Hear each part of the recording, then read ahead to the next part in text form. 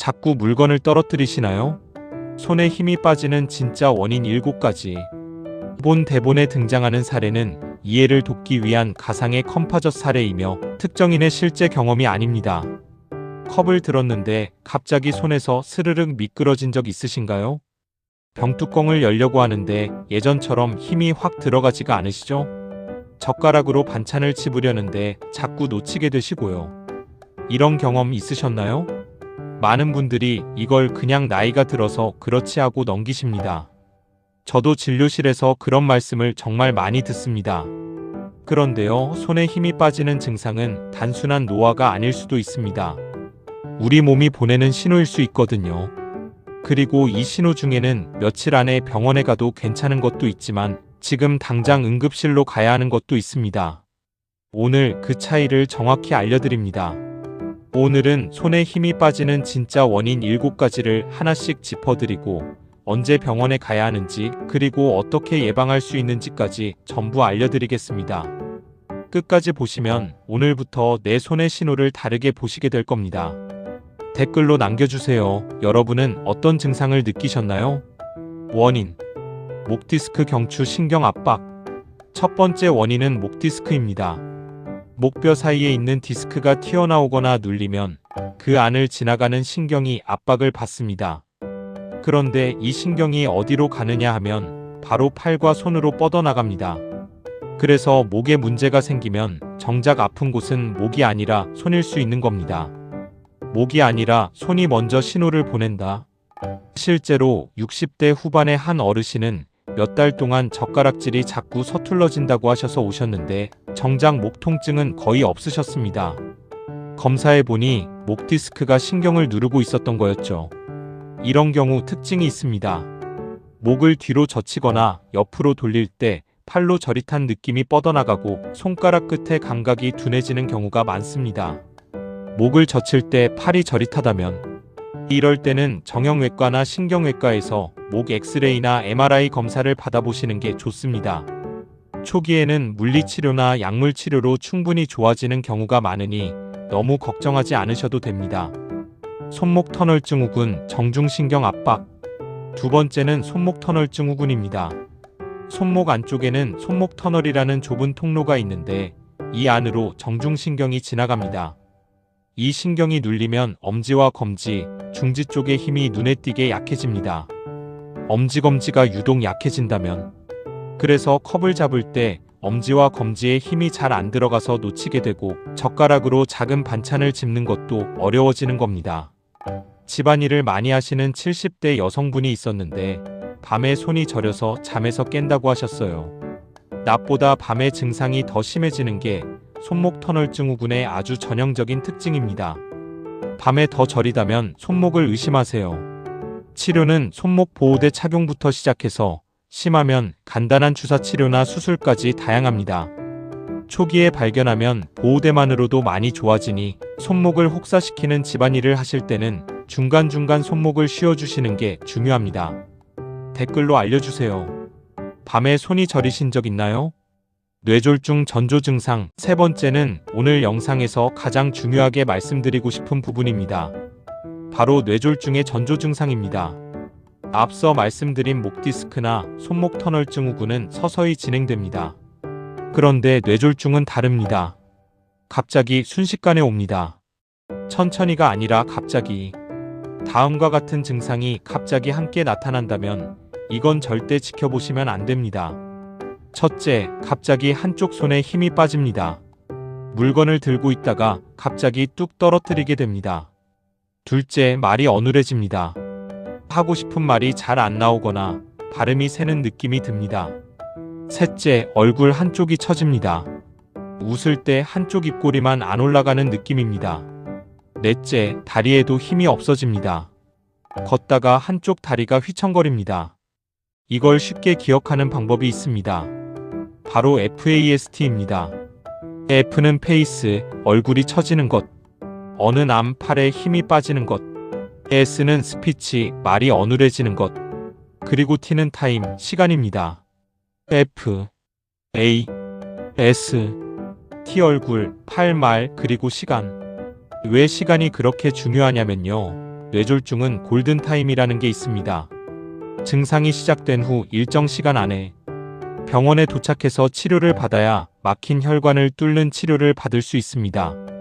이 시간이 지나면 치료 방법도 제한되고 회복 가능성도 크게 줄어듭니다. 골든타임을 놓치면 되돌릴 수 없습니다. 한 남성분은 아침 식사 중에 갑자기 젓가락을 놓치셨는데 그냥 손이 미끄러웠나 보다 하고 넘기셨다가 30분쯤 지나서 말이 어눌해지는 걸 가족이 알아채고 응급실로 모셔갔습니다. 다행히 골든타임 안에 도착해서 큰 후유증 없이 회복하셨습니다. 만약 그때 괜찮아지겠지 하고 하루를 넘기셨다면 상황이 많이 달라졌을 겁니다. 이런 증상 망설이지 말고 바로 119. 손에 힘이 갑자기 빠지면서 말이 어눌하거나 얼굴이 처지는 증상이 함께 온다면 절대 기다리지 마시고 바로 119에 신고하셔야 합니다. 조금 지켜보다가 병원에 가는 게 아니라 지금 바로 가셔야 하는 상황입니다. 근감소증. 이제 조금 더 천천히 진행되는 원인들을 말씀드리겠습니다. 네 번째는 근감소증입니다. 나이가 들면서 근육량이 자연스럽게 줄어드는데 이게 손 근육에도 똑같이 적용됩니다. 그래서 악력, 즉 손으로 쥐는 힘이 예전보다 약해지는 겁니다.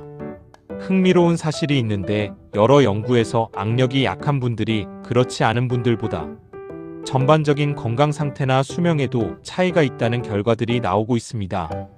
그만큼 손의 힘은 단순히 손의 문제가 아니라 우리 몸 전체 근육 건강의 거울과도 같은 겁니다. 예방하는 방법은 생각보다 어렵지 않습니다. 첫째, 단백질을 충분히 드시는 겁니다. 콩, 두부, 계란, 생선, 살코기 같은 음식을 매 끼니 조금씩이라도 챙기시는 게 좋습니다. 둘째, 근력 운동입니다. 거창한 헬스장이 아니어도 됩니다. 고무공을 쥐었다 폈다 하는 악력 운동, 의자에 앉았다 일어나는 운동만으로도 충분히 도움이 됩니다. 다섯 번째는 비타민 B12 부족입니다. 비타민 B12는 신경을 보호하는 막을 만드는데 꼭 필요한 영양소입니다. 이게 부족해지면 신경이 손상되면서 손발이 저리고 감각이 둔해지고 힘이 빠지는 증상까지 나타날 수 있습니다. 심해지면 걸을 때 균형을 잡기 어려워지는 경우도 있습니다. 특히 채식 위주로 오래 드셔온 분들, 위 수술을 받으신 분들, 그리고 특정 위장약을 오래 드시는 분들은 B12가 부족해지기 쉽습니다. 이런 분들은 특히 확인이 필요합니다. 예방을 위해서는 계란, 우유, 생선, 육류 같은 동물성 식품을 적절히 챙기시는 게 중요하고 이미 부족이 의심되면 혈액검사로 간단히 확인할 수 있으니 건강검진 때 함께 체크해 보시길 권해드립니다. 여섯 번째는 당뇨병성 신경병증입니다. 혈당이 오랫동안 높은 상태로 유지되면 그 높은 혈당이 서서히 신경을 손상시킵니다. 마치 전선의 피복이 오래되면 벗겨지듯이 신경을 감싸고 있는 보호막이 상하는 겁니다. 높은 혈당이 신경을 서서히 갉아먹습니다. 처음에는 손끝, 발끝이 저리거나 따끔거리는 정도로 시작되지만 시간이 지나면 점점 근력 저하로 이어질 수 있습니다. 당뇨를 오래 앓으신 한 어르신은 손끝 저림을 대수롭지 않게 넘기셨다가 나중에는 단추 채우는 것조차 힘들어질 정도로 손 힘이 약해지셨습니다. 저림을 방치하면 힘까지 빠집니다. 그래서 당뇨가 있으신 분들은 혈당 관리를 꾸준히 하시는 게 결국 손과 발의 신경을 지키는 길이기도 합니다. 마지막 일곱 번째는 퇴행성 신경질환입니다. 대표적으로 운동신경에 영향을 주는 질환들이 있는데요. 흔한 원인은 아니지만 반드시 알아두셔야 할 부분이라 말씀드립니다. 흔하지는 않지만 꼭 알아야 할 신호. 이런 경우의 특징은 한쪽 손만 계속 약해지면서 손 근육이 눈에 띄게 마르는 느낌이 들고 시간이 지날수록 점점 진행된다는 겁니다. 오늘 말씀드린 다른 원인들과 다르게 쉬어도 좋아지지 않고 계속 나빠지는 게 특징입니다. 물론 이런 질환은 흔하지 않습니다. 너무 걱정부터 하실 필요는 없습니다. 다만 한쪽 손만, 그것도 몇 주에서 몇 달에 걸쳐 계속 약해지고 근육까지 마르는 느낌이 든다면 신경과 진료를 받아보시길 권해드립니다. 정확한 진단이 가장 좋은 안심입니다. 언제 병원에 가야 하나? 자, 지금까지 7가지 원인을 말씀드렸는데요.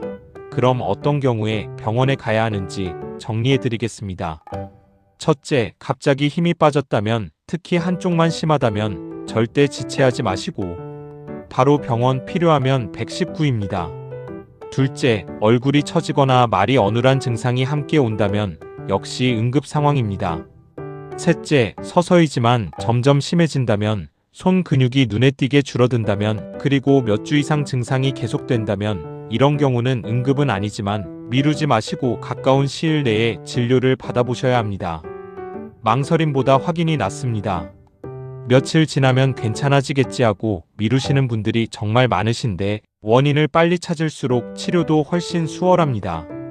마지막으로 손 힘을 지키기 위한 생활 습관을 알려드리겠습니다. 첫째, 단백질을 충분히 드세요. 매 끼니 한 가지씩이라도 챙기시는 게 좋습니다. 둘째, 손 운동과 악력 운동입니다. 고무공이나 그립 도구를 이용해 하루 몇 분씩만 꾸준히 해주셔도 큰 도움이 됩니다. 셋째, 가벼운 근력 운동입니다. 의자에 앉았다 일어서기, 가벼운 스트레칭만으로도 충분합니다. 넷째, 목 스트레칭입니다. 목 디스크 예방에 도움이 됩니다. 다섯째, 혈당 관리입니다. 당뇨가 있으시다면 특히 신경 써주세요. 여섯째, 비타민 B12가 부족하지 않도록 균형 잡힌 식사를 하시고요. 일곱째, 충분한 수면입니다. 우리 몸의 신경과 근육은 자는 동안 회복됩니다. 댓글로 알려주세요. 오늘부터 어떤 습관을 시작해 보시겠어요? 손에 힘이 빠지는 것, 절대 그냥 나이 들어서로 넘기지 않으셨으면 좋겠습니다. 오늘 말씀드린 7가지 원인 중에는 조금만 관리하면 좋아지는 것도 있고, 빨리 발견하면 충분히 치료할 수 있는 것도 많습니다. 빨리 알수록 더 쉽게 좋아집니다. 무엇보다 중요한 건 정기적인 건강검진과 이상 신호가 있을 때 미루지 않고 진료받으시는 겁니다. 오늘 영상이 도움이 되셨다면 좋아요 눌러주시고, 주변에 비슷한 증상으로 걱정하시는 분이 계시다면 이 영상 꼭 공유해주세요. 다음에도 여러분의 건강을 지키는 유익한 정보로 다시 찾아뵙겠습니다. 구독하시고 알림 설정까지 해두시면 다음 영상도 놓치지 않고 보실 수 있습니다. 구독과 좋아요 큰 힘이 됩니다. 오늘도 건강하고 편안한 하루 보내세요. 감사합니다.